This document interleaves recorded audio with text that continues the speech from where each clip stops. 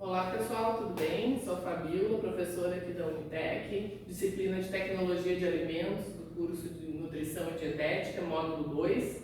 Então gostaria de lembrar vocês para se inscrever no canal da escola, seguir a escola no Instagram e no Facebook, assim vocês conseguem ficar por dentro de todo esse conteúdo. Lembrando que as aulas também estarão disponíveis lá no portal do aluno.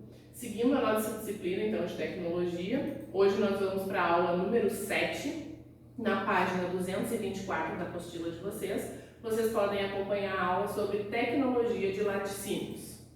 O que nós temos então de produção de leite aqui relacionado mundialmente? O Brasil, ele produz em torno de 34 milhões de toneladas de leite anualmente.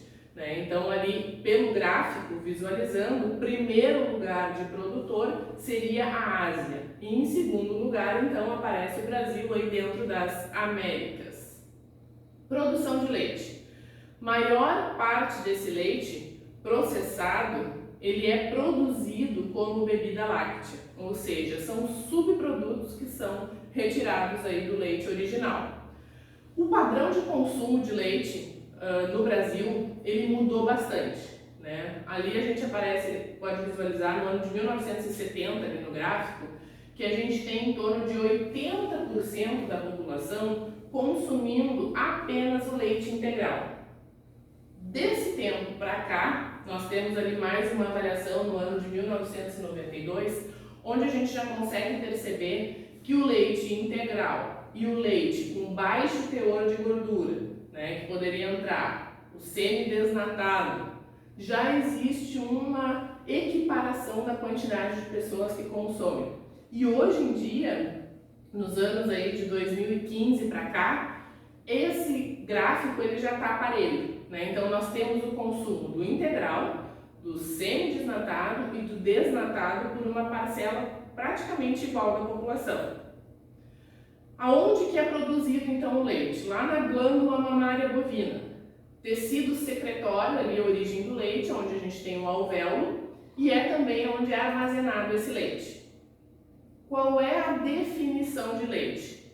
Produto oriundo da ordenha completa e interrupta, em condições de higiene, de vacas sadias, bem alimentadas e descansadas. Essa é a definição que a gente tem na Instrução Normativa do Ministério da Agricultura e Pecuária de 2002. Então, até hoje se trabalha com essa definição para leite. Em relação ao valor nutritivo do leite, tem que ser uma secreção láctea obtida pela ordenha, novamente, completa de uma ou mais vacas sadias, que contém não menos que 8,25 de sólidos não gordurosos e não menos que 3,25 de gordura. Composição nutricional do leite bovino e de algumas raças aí, A gente pode ver que quase 87% da composição desse leite, ele é água, O restante ali entra lipídios, proteína, lactose, que é a porcentagem em segundo maior ali, e por último os minerais, 0,7. Por isso que eu digo, quem tem alguma deficiência na saúde a cálcio, não adianta só consumir o leite para repor esse mineral, porque ele tem uma concentração muito baixa, só 0,7. Então eu preciso, na verdade, repor com medicamento. Outros componentes aí do leite, lipídios, então a gordura que sofre a maior variação durante o processo. Lactose e sais minerais, menor alteração. E as proteínas quase nunca se modificam. A qualidade do leite está baseada na composição físico-química do produto, nos micro-organismos que estão ali disponíveis e também na conservação desse leite. A parte da gordura, dos lipídios, é o que mais vai variar então de acordo com o animal, com a raça e com o estado de saúde daquele animal. Os triglicerídeos representam maior proporção dos lipídios, compreendendo aí de 96% a 98% do total. E é também onde a gente tem as vitaminas lipossolúveis, A, D e K. Apresenta alto conteúdo de de ácido graxo saturado de cadeia curta. A lactose ela já é produzida na glândula mamária, principal carboidrato do leite e responsável pelo sabor adocicado do leite, disponível como alfa-lactose e beta-lactose. Então, só resumindo, o que é a lactose? É a junção de dois açúcares, galactose mais glicose. E aí eu deixo um questionamento para vocês, né? Por que então que o leite sem lactose, ele é mais doce que o leite com lactose? Quem já experimentou ou tem o costume de consumir o sem lactose vai perceber que ele tem um adocicado muito mais forte do que o leite tradicional. Por que acontece isso? Na verdade, porque eu estou tirando a lactose e estou adicionando outros dois açúcares, que seriam a glicose e a galactose. Por isso que acontece esse acréscimo de doçura que a gente sente aí na boca. Nesses produtos que são ricos em açúcares, a gente vai ter as reações de escurecimentos, né, que são basicamente ocorrem em leite e derivados, mas também pode acontecer em produtos que têm alto teor de gordura. Esse processo de escurecimento a gente chama de reação de Maillard, né? Então isso vocês vão ver também nas aulas práticas, a gente vai falar sobre isso quando fizermos a aula sobre laticínios, e aí vocês vão verificar essa mudança de cor, né? Que ocorre essa, na verdade, quebra das gorduras ou dos açúcares e que torna essa cor escurecida. A gente percebe quando faz doce de leite, quando a gente faz ambrosia, né, que ele fica naquele tom de caramelo, é a reação de Maillard que está acontecendo ali. A quantidade de proteína vai depender da alimentação do animal. Então, como esse animal está sendo nutrido, vai refletir diretamente no meu produto final, lá, que é o meu leite. Quais são as proteínas presentes no leite? Caseína, 80% eu tenho, e o restante são proteínas do soro, que são 20%. Como é que eu obtenho então esse leite? Lá através da ordenha, né? O primeiro processo, o processo inicial, é a ordenha. O leite ele é secretado então pela glândula mamária do bovino, da fêmea. E uma curiosidade, uma vaca que produz 50 litros de leite por dia, ela tem que bombear cerca de 600 litros de sangue para cada litro de leite que ela fornece. Então é um processo bem exaustivo, bem cansativo para o animal. Então aqui tem algumas imagens que demonstram, né, esse processo. Aqui hoje em dia, grandes indústrias, as ordenhadeiras são todas automáticas, né? São pouquíssimos lugares que ainda ordenham na mão, né? A maioria já tem equipamento de última geração aí que faz todo esse bombeamento de leite. Aqui a gente pode ver então a vaca ali sendo ordenhada. Importante lembrar vocês, na hora que ela está sendo ordenhada, tem produtores que escolhem fornecer água e comida, outros não, deixam realmente ela sem o contato com a comida e com a água para depois receber esse alimento. Dependendo do tipo de leite que eu vou querer ter no final, é independente, o produtor realmente que vai fazer essa escolha. Então aqui mais uma imagem mostrando, né? Normalmente elas ficam todas enfileiradas na hora da ordenha e as máquinas então são colocadas ali nos tetos para iniciar essa retirada do leite. Aqui um local mais simples, mas lembrando que ele também está de acordo, porque eu preciso ter azulejo na parede, eu preciso ter uma higiene do ambiente, né? Que são os mínimos requisitos lá de boas práticas que vocês já viram. Então eu preciso ter esse cuidado todo com esse material. Em função principalmente da mastite. O que é a mastite? É a infecção nos tetos do animal, né? Então, assim, muitas vezes as mulheres, no período de amamentação, também têm mastite, né? Quando o bico do seio fica com ferida, corre pus, corre leite, corre sangue junto. Então, isso faz com que o local fique muito úmido e seja suscetível à contaminação dos micro-organismos, principalmente do Staphylococcus aureus e do Staphylococcus agalacti, né? São os dois que contaminam esse local. O que causa isso? Essa inflamação, eu preciso entrar com antibiótico, o animal vai precisar receber antibiótico, e neste período em que ele está tomando antibiótico, o ideal é que ele não seja ordenhado, eles têm que estar separados, né, dos animais que vão ser ordenhados, para não passar esse antibiótico para o leite. Então, assim, muitas vezes acontece do produtor não retirar esse animal dali. Então, mesmo com a doença, com a mastite, esse animal vai ser ordenhado tomando antibiótico.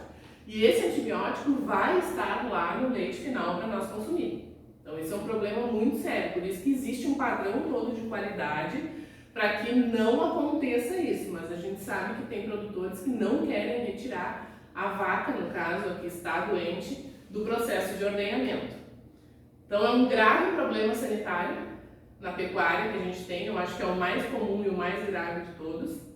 A mastite subclínica não altera visualmente o aspecto do leite, então o que é isso? O animal não demonstra nenhum sintoma, mas ele está com infecção.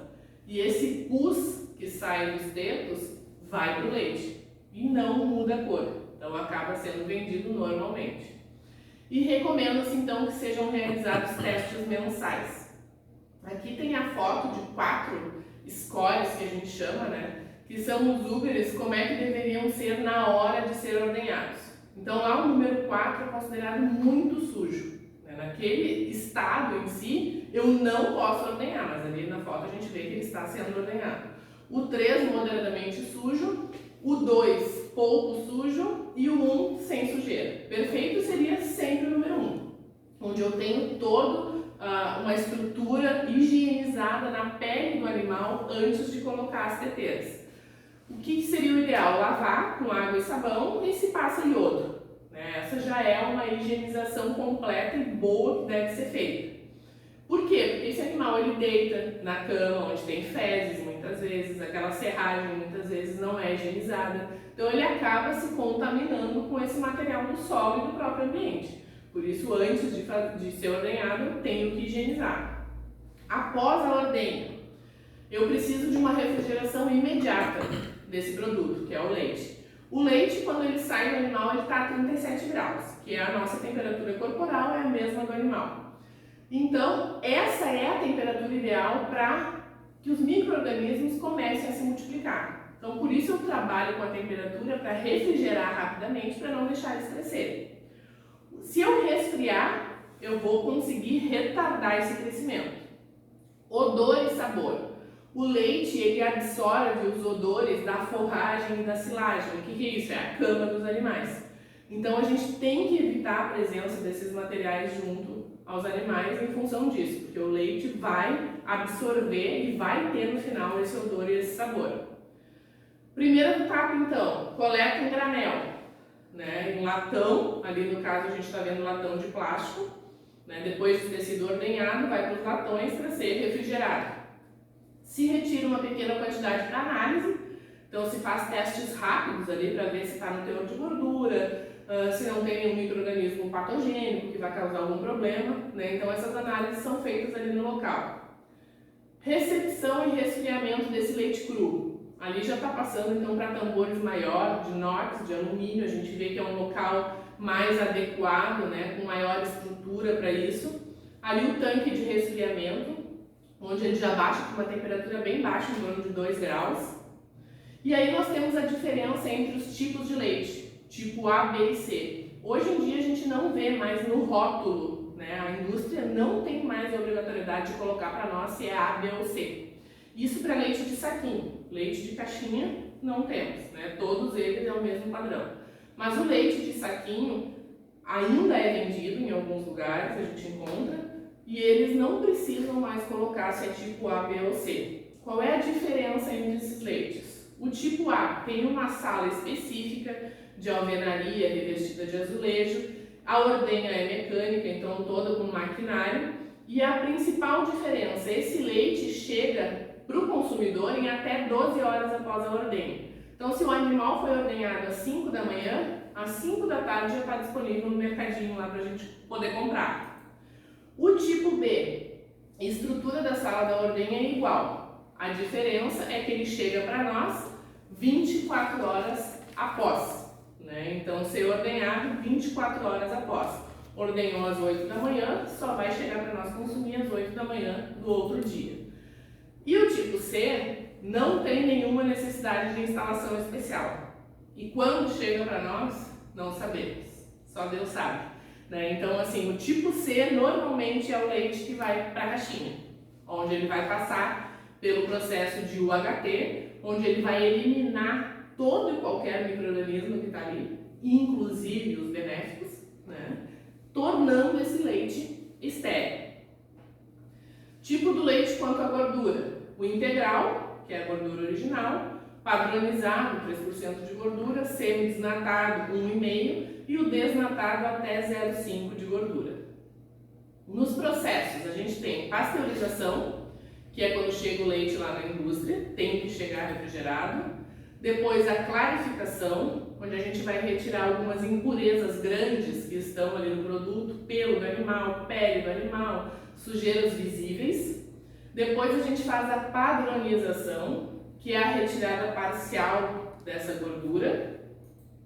E depois ainda a gente faz a homogeneização, para que não fique aquela gordura em glóbulos grandes. Então se mistura tudo para que tudo fique uma massa consistente e toda ela padronizada.